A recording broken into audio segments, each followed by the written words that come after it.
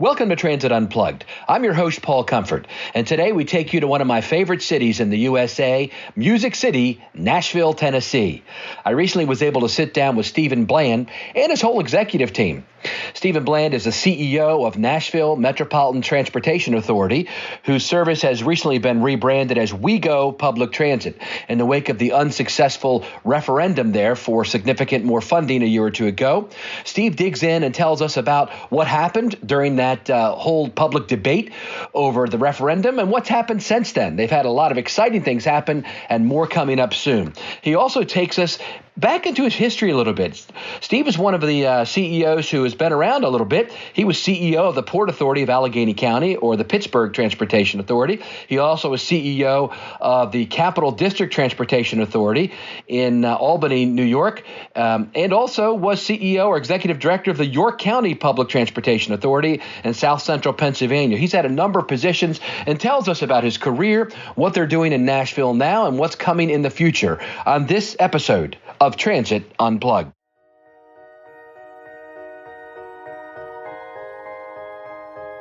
What does it mean to be a successful public transit agency? What are you doing to lead the way? It's time to learn from the top transit professionals in North America. This is Transit Unplugged with your host, Paul Comfort. Welcome to Transit Unplugged. I'm your host, Paul Comfort, and today I'm in downtown Music City, Nashville, Tennessee, sitting in the office of Steve Bland, who is CEO of WeGo Public Transit and the RTA of Middle Tennessee. Steve, thanks for having me in today. You bet, Paul. Yeah. Great to have you. We just had a good time with his staff, taught a class on the 5 hidden flaws of both transit systems. And Steve, you got a great team. Your executives there are focused, motivated, care about the passenger. You've got a great group here. Yeah, I'm very fortunate. I've been lucky wherever I've been that everybody else makes me look good. That's important. So tell us how you got here, actually. You've had quite a good background in public transit. Yeah. Let's walk us through your career a little bit. Sure. Well, you and I were talking about this earlier. Once you get to a certain point, you quit saying how many years of experience and you just cap it at a certain point. That's right. But I have about 30 years plus, we'll say 30 years plus of experience, all in public transit, starting in very small transit agencies, as small as 8 buses in Cape Ann, Massachusetts, as general manager there. And I've been CEO at now 4 transit agencies, York, Pennsylvania, with about 80 buses, 120 employees or so. Albany, New York, Capital District Transportation Authority with about 300 buses. Pittsburgh, Pennsylvania, we had the multimodal system, light rail and largely bus, and now here in Nashville. And here in Nashville, our scope is we carry about 35,000 passengers each weekday with about 750 employees. Great. And you have a unique system. Tell me about, you're actually over 2 transit systems? Yeah, the way we're set up here in Nashville, we actually manage 2 transit organizations. One is the Metropolitan Transit Authority of Nashville and Davidson County. It's a component unit of Nashville City County government. Nashville is a consolidated city-county government, and that is a traditional urban transit system.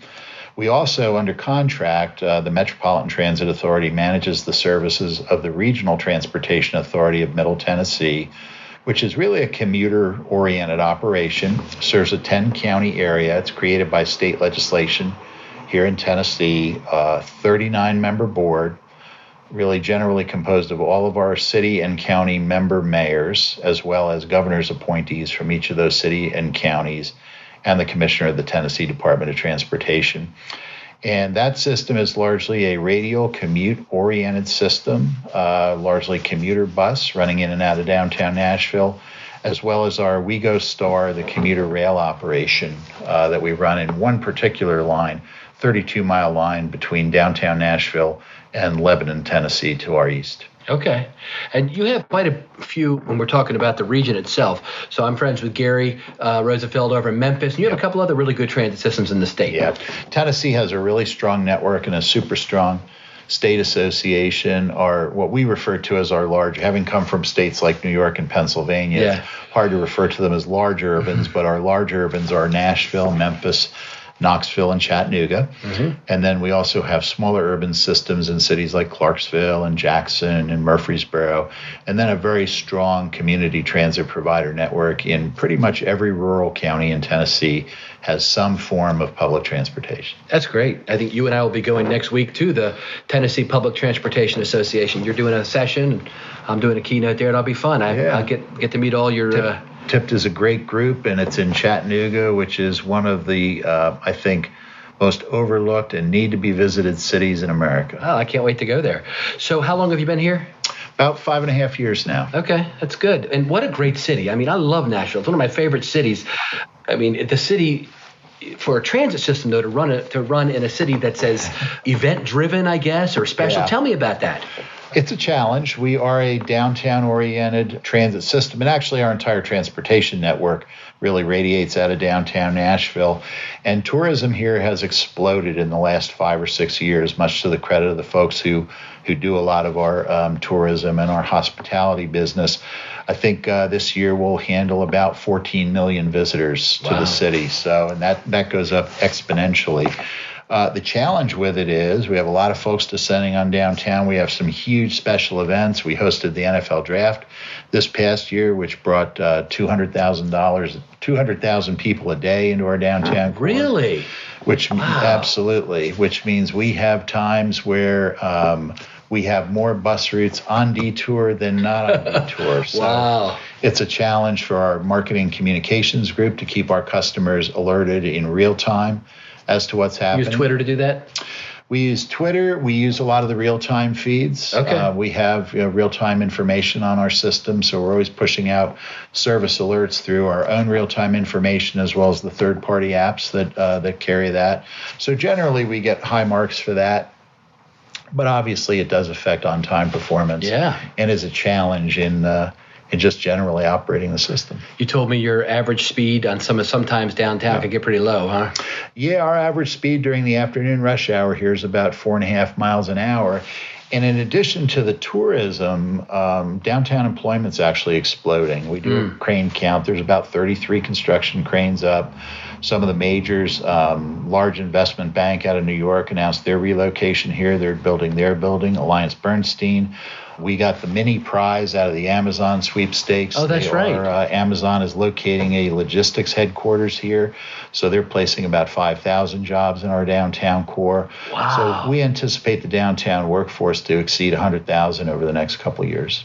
And I've been watching that Ken Burns special on country music, and that's only got to drive up tourism as well. People get interested. I mean, that made me want to visit again. A couple things. One of my favorite things is the Johnny Cash Museum. I love that. Yeah. But I think we're going to try to go tomorrow to the Country Music Hall of Fame, and you got the Ryman here, and all the great sites here. Yeah. People love this city.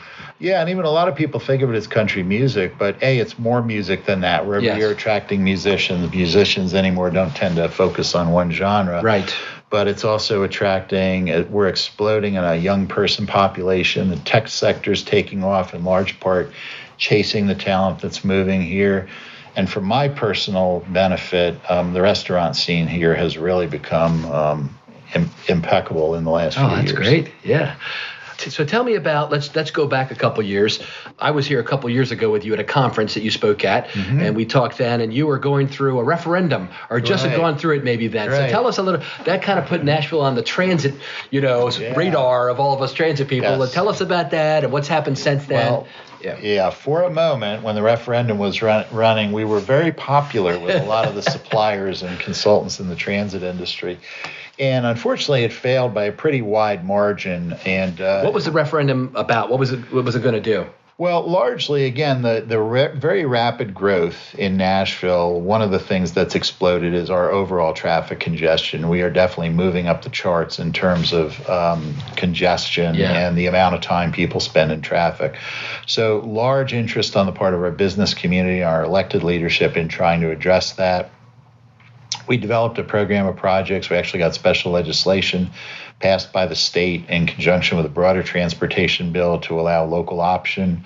And frankly, it got pushed out very quickly. So it was a large program of projects.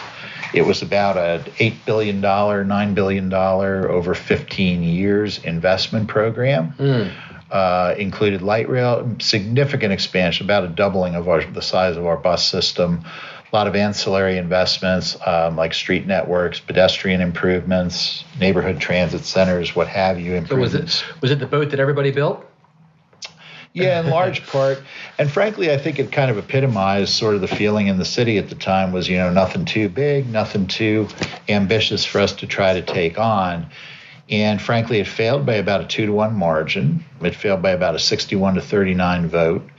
And a lot of the feedback we got was, we're not sure that the speed and the rate and the direction of growth is exactly where we want to be in a broad sense.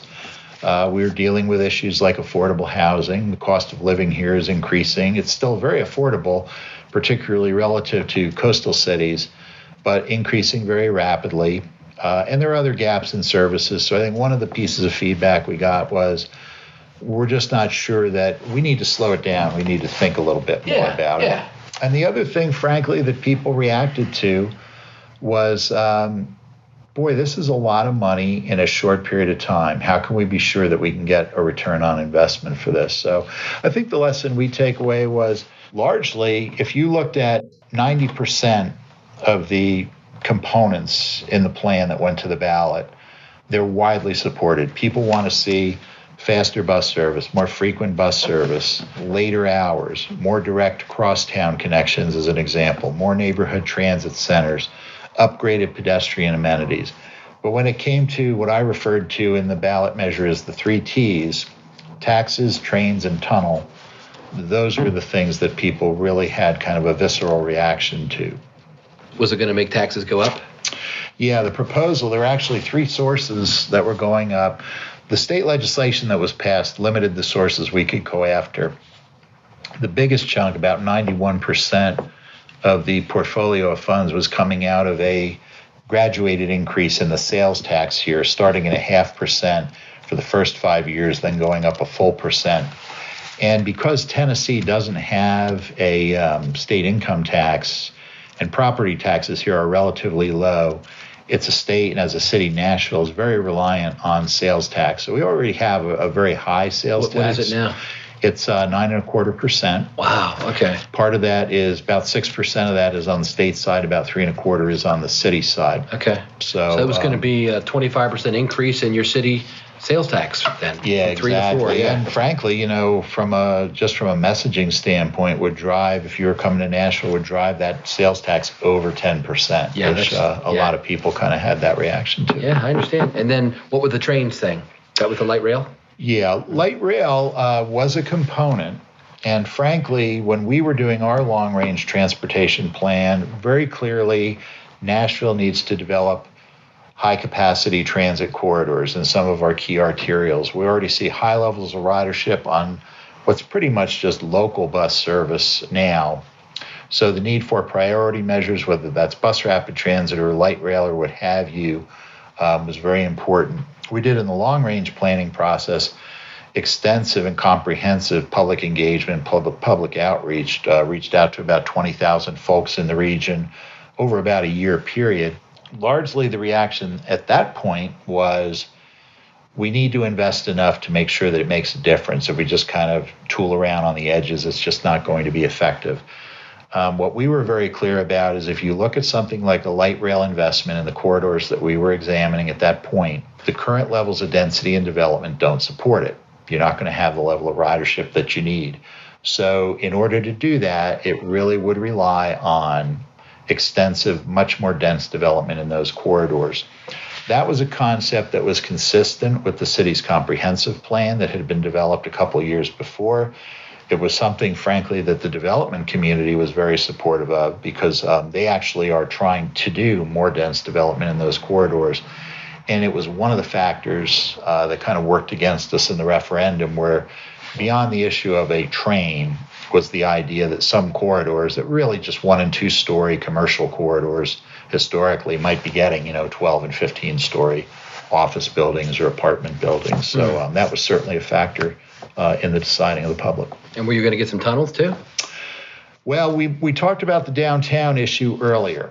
And we have, in addition to all sorts of tourists and general traffic and transportation, first of all, if you haven't been to downtown Nashville, we don't have the very wide boulevards through the city that a lot of cities do. Most of our downtown major streets are 2 lanes, maybe 3 if you get a big one. Mm-hmm. So there isn't a huge amount of capacity. When you put on top of that a lot of special event load, one of the things that really turned around downtown Nashville about 20 years ago was when they built what is now the Bridgestone Arena downtown, where our hockey team plays, where there's a huge number of concerts and events.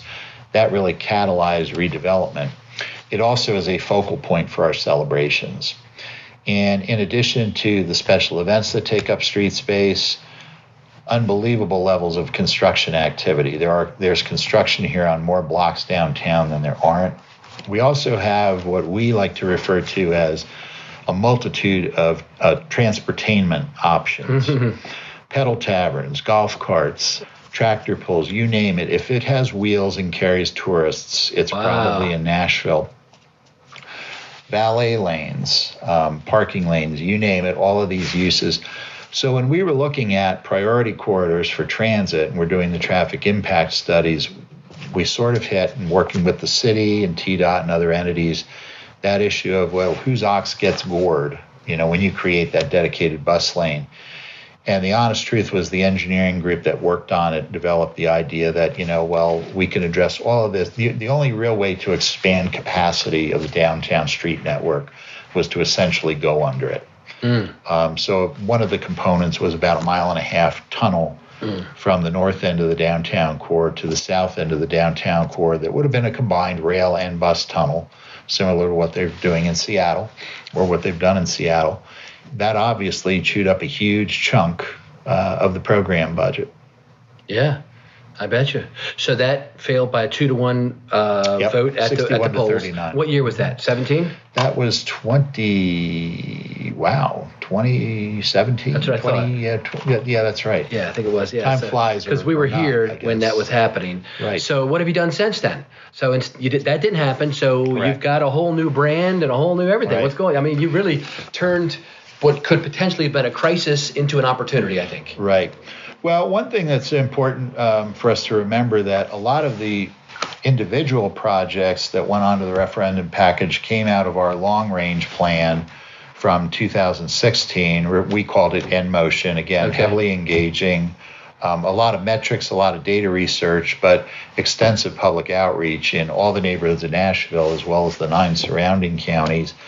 And the overwhelming majority of that plan was widely supported. So after the defeat of the referendum, when folks would say to us, well, what are you going to do now? I said, well, we have a strategic service plan, and we're still going to advance on that plan. And it's concepts like making our service simpler to use. So we're advancing our account-based fare collection system with interoperability with other transportation modes here in the city, like the parking network. Oh, okay. And that will go to beta test here in the next few months with full implementation in 2020. You mentioned the rebranding when we were doing the public outreach on the planning, and also through a more formal focus group exercise, we pursued opinions on the perceptions of the system. And while people respected what we did and thought the service was good, they viewed the general image as being kind of bureaucratic, governmental, slow to move, that sort of thing. It was just Nashville MTA. That was the brand of the system. So we wanted to move away from that, and the folks who we spoke to, so we really wanted to become more, this is a friendly town. This is a people-focused town. We want you to connect more to people and experiences in our neighborhoods, become more people-centric. So going through the typical branding exercise, again, using a professional firm that does this sort of thing, that's where the whole name of WeGo Public Transit came up. And knowing this is not only a national but international podcast, Paul, yes. I will give credit, because the first thing I do with some level of regulatory background is, okay, let me Google WeGo Public Transit, and the agency in Niagara Falls, Canada is called WeGo. So once we found that there wasn't a legal barrier, we pursued it.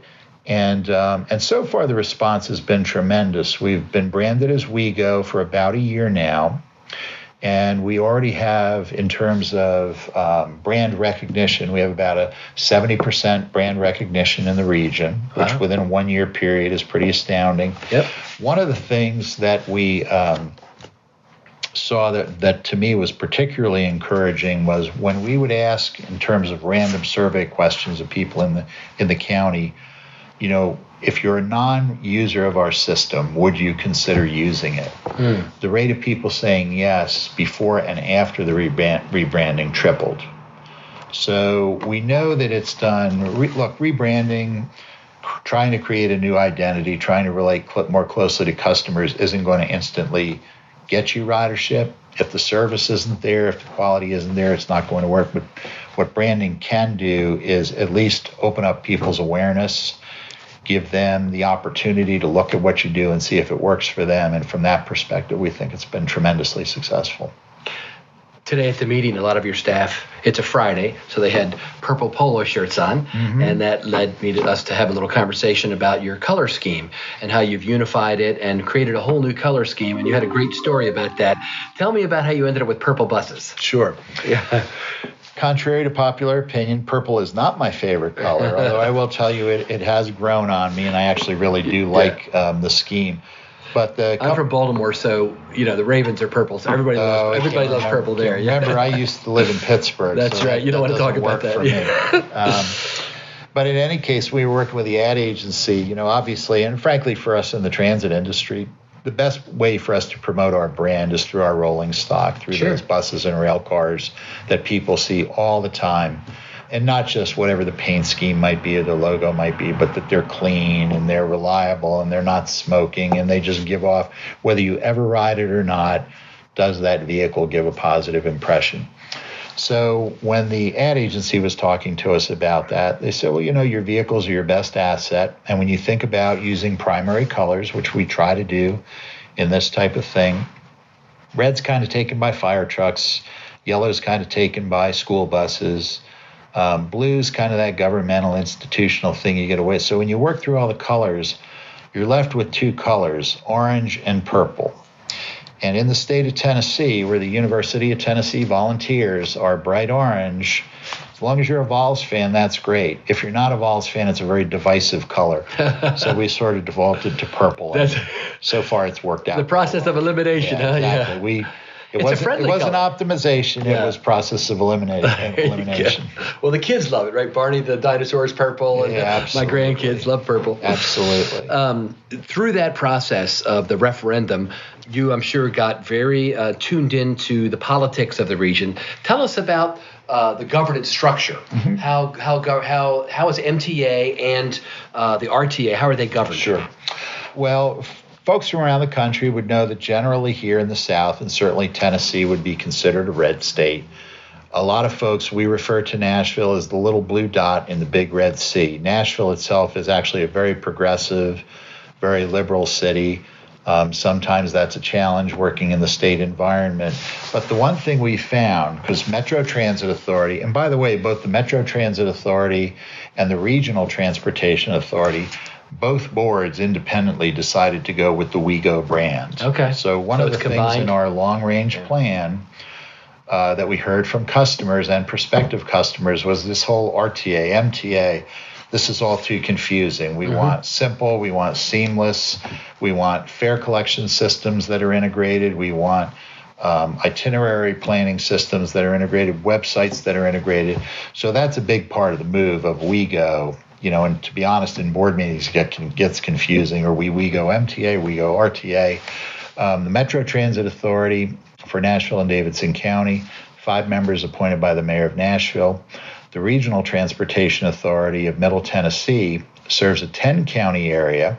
It's created by state legislation. We actually have 39 members composed of governor's appointees from each of the counties that belong, the commissioner of the Tennessee Department of Transportation, and the mayors of each of the member city and counties. So I'm trying to track it's hard to keep track. Quite a few. It's about 19 city and county mayors that sit on that board as well. And they run the gamut from in Nashville, a very liberal base, to in some of our outlying counties, which are kind of suburban/rural, very conservative. The one thing, frankly, that I was struck by when I came here was the spirit of collaboration and cooperation among the mayors and the leadership here, and particularly around issues like transportation, where the most liberal mayor in Nashville to the most conservative mayor in the outlying part of the county, in the outlying part of our service district, is aligned around trying to improve mobility for residents, for the region, and all of them to a person view public transportation, mass transit as a crucial part of that solution. That's great. And how are you funded? Do those agencies who have a seat at the table, do they also have skin in the game? They do, some more than others, to be frank. We participate to join in the RTA. You basically pay dues on a per capita basis. The dues are relatively nominal, and then you pay on top of that if you're receiving service. So most of our services in the outlying counties, we have one corridor that's commuter rail. So we have the two counties, Davidson County, where Nashville is, and Wilson County, that participate on the rail side, as well as, in addition to the two counties, are two other cities in Wilson County that support funding of the operations. In Tennessee, the state does support public transit. They support it actually more on the capital side than they do on the operating. State operating assistance is about 6% of our budget. So largely it is locally funded. And particularly when you put in the Metro Transit Authority, Nashville is absolutely the lion's share of that. And even at the RTA level, Nashville, because everything kind of radiates out of Nashville, picks up about 50% of the local tab. Okay.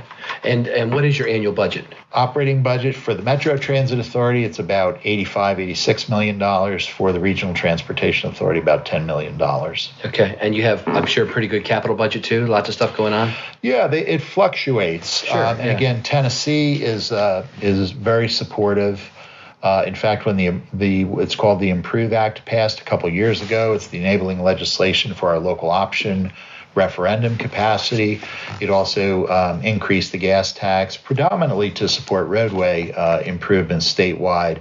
But also there was a carve out for transit capital of about $20 million a year now. That's an important funding source for us. So do you have any dedicated funding, or is it annually appropriated by your city councils? Yeah, the real challenge is it is annually appropriated, and the mantra that we go through is reliable, dedicated, growing with the economy funding for public transportation.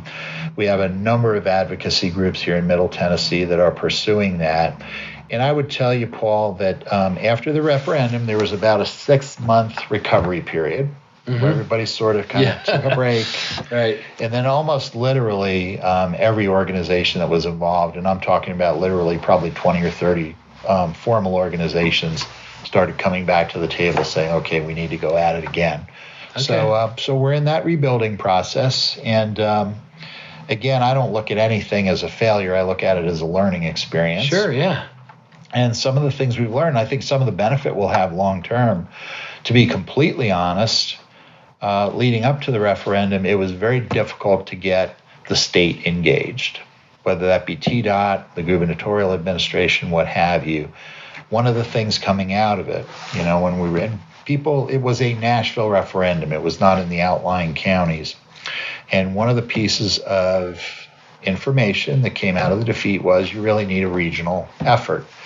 And with a relatively new governor, Governor Lee's been in office now just less than a year, a new commissioner at the Tennessee Department of Transportation, Clay Bright, both of them very forward-thinking, very business-oriented folks. Now with a brand new mayor in Nashville, in John Cooper, there's kind of a renewed sense that we need to do this together. Oh, that's good. The Nashville region is central to the economy of Tennessee statewide. We sort of anchor the middle of the state, and certainly a growing sense that the success of Nashville will be important to the success of the state as a whole.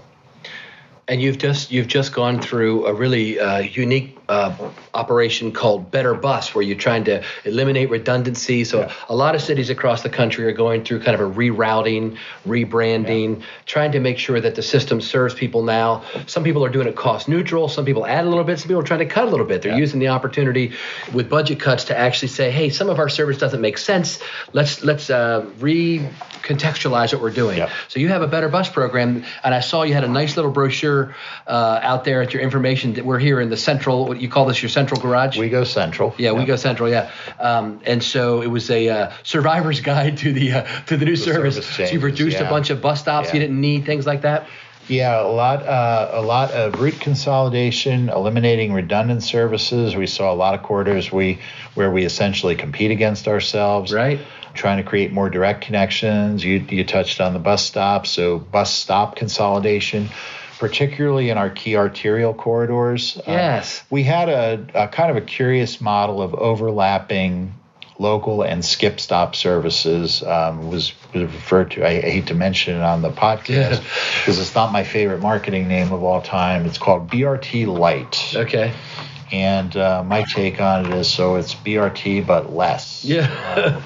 So we ended up consolidating that model, and we spread out the stops a little bit. So the stop spacing went to about a third of a mile. Mm-hmm. We saw the impact being on less than 7% of our passengers in those corridors. Would allow us to speed up service, simplify service, and frankly, focusing on providing better amenities at those stops. That's good. So really focusing on increasing our shelter inventory. We have, in most of those corridors, digital real-time signage, so being able to upgrade that infrastructure. Yeah. Try to provide a better quality product.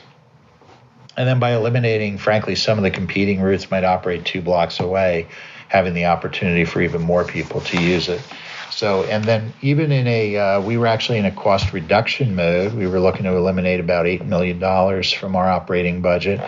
But actually in those corridors, in a couple of them, we actually beefed up service as we were eliminating some of the redundancies. Yeah. Some of these bus stops, I know that what I've seen in Baltimore, where we cut from 6,000 stops down to 5,000, we cut 1,000 stops, was a lot of stops, the service had become zigzaggy. Because, a politician, the city councilman will call the administrator and say, hey, I need a bus stop over here for this community group. And my grandmother has a bridge game there on Saturday nights or whatever. And so part of this plan of why we're reducing bus stops is a lot of them have been put there not for the right reasons, but really just for political expediency. And maybe it served somebody at one point, and it doesn't serve them anymore. So a lot of cities I see are going through, as they reroute and reboot their network, are saying, and also 2 or 3 stops sometimes on one block. Right. In a downtown area. You don't need that. That's one of the key factors of making your bus service popular again, and we're all trying to get more ridership, is make your service faster, reduce the friction. And if you're stopping twice on a block, that isn't doing it, is it? Right. Well, and then there's the confusion of, however often. I mean, the more often that operator has to look at the stop to see, who might be there, even if only one person a week boards. The less they're focused on other things. The thing we are always having to be cautious about in a city like Nashville and many what I'll call southern or Sunbelt cities that were really designed and built around the automobile is it's a careful balance because we lack a lot of pedestrian infrastructure. So, you don't want to be making people walk too far when they're walking through drainage ditches and there's no sidewalks and what have you. But you do want to expedite. I'm a big believer in moving to service design guidelines so that if, to your point, if that politician or if that special interest group and says, we want you to do X, Y, Z, how does it fit into this framework? That's good, yeah. And then you work with your board of directors to try to stay within the framework, or at the very least, if you're going to make an exception, do it deliberately and not accidentally. Good example, one of the things we've done in the Better Bus program and with the recent service changes is reduce the number of what we call out-of-direction movements. So a lot of people in transit agencies will know this. You have a particular bus route that has 4 different variants. This trip, it goes 4 blocks off route in that direction. The next trip, it does 3 blocks the other way. We looked at a metric that essentially compared, again, with real-time and real place passenger boarding data. We know where and when people are getting on and off our system.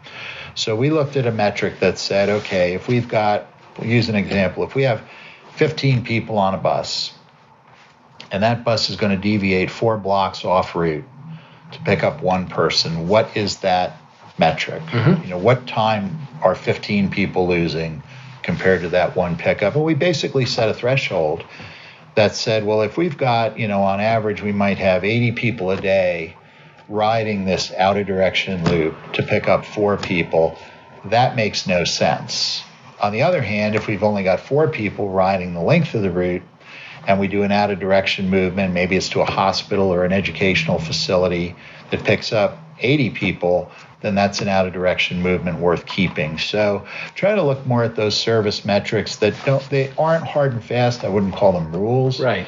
But at least if you have a service planner looking at a potential routing decision, this is a no-brainer. It fits within our guidelines. This is an exception. We need to kick it up a level and make a conscious decision that we're going to essentially make our system a little bit more complicated. That's really interesting. Last significant question I want to ask you is about your gamification you've got going on here. You were kind enough to help me with an article I was writing a few months ago from one of the magazines as we look at, so you've got a Dunkin' Donuts coffee cup there, right? So I just went downstairs here at your station and used my little app to buy a coffee before I came up here. Yep. And it's gamified, meaning I can get points and get extra freebies. Right. You guys have a great program here. Tell us about that. Well, I would love to take credit, but it actually was born out of one of the benefits when something like transit and mobility becomes a hot topic in your community is, I guess it's both good and bad. People come out of the woodwork with their ideas. And one was actually an interesting collaboration we've done with a software app called Hitch. And it's a local entrepreneur named Mark Cleveland who's become a good friend. He's developing a way, wanting to encourage more people to ride share. Could be carpool, could be transit, what have you. And he is, through the Hitch app, they've developed sponsorships in the corporate community to essentially award points and prizes off points for ride sharing.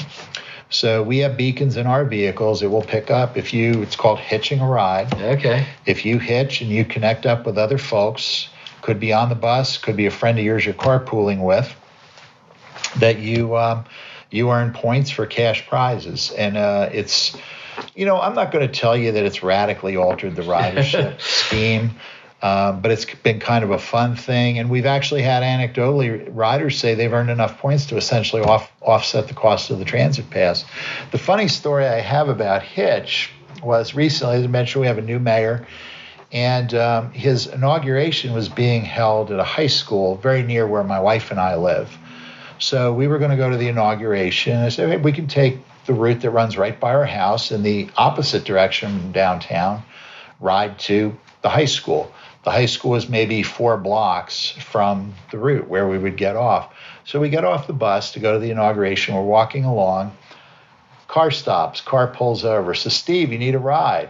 It was Mark Cleveland from Hitch, and we hitched the ride together. That's great. So we got a few points just off of that experience. Well, that's a great innovative way to do it where your system didn't have to pay any money or whatever. No, you're just hasn't cost us a penny. You're coordinating with the private sector who's really supporting this. I think that's a wonderful way to end this, is that even out of what might be considered a downer, that the people didn't support this referendum, which probably was biting off too much to chew, so to speak. Too much, too fast. Yeah. You've been able to come out of that and come up with all kinds of other ideas. The new growth, better setting up your bus network better, and I think you've got a great future. Are there any plans you have for the system in the next year or two that you've got right on your there's plenty going on. A lot of our focus right now is working on developing a network of neighborhood transit centers. Okay. Again, we lack a lot of pedestrian networks, so where we want to develop more crosstown and neighborhood circulator connections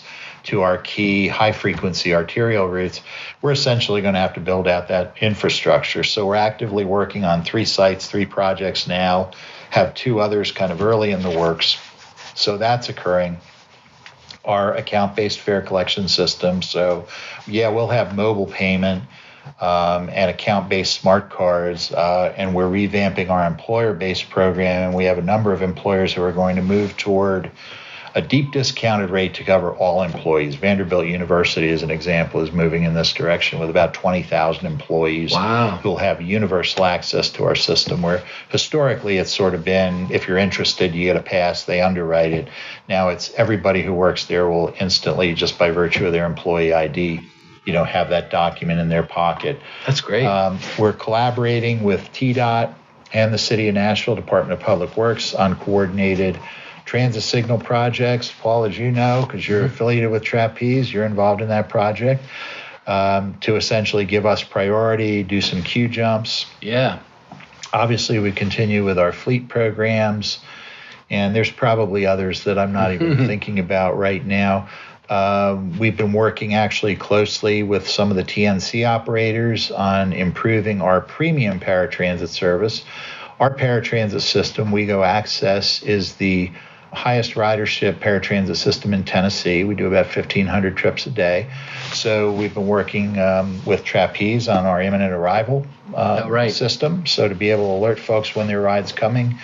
And we've been working with both the traditional TNCs and, frankly, as the taxi market continues to evolve, what I'll call the non-traditional TNCs, in developing more same-day, real-time development of those trips. So a fair amount going on. Got a lot on your plate. Yeah, and we'll keep plugging away. And again, we'll continue to work with the state and the city on advancing the next large mobility initiative with dedicated, reliable funding that grows with the economy. Great way to end it. End on your three themes, right? Yeah. Well, Steve Bland, CEO of WeGo, thanks so much for allowing us in today. And you've got a wonderful system here, a wonderful city you're serving, and I think you're one of the best most experienced transit leaders in the nation. Thank you so much for being a guest of ours on Transit Unplugged.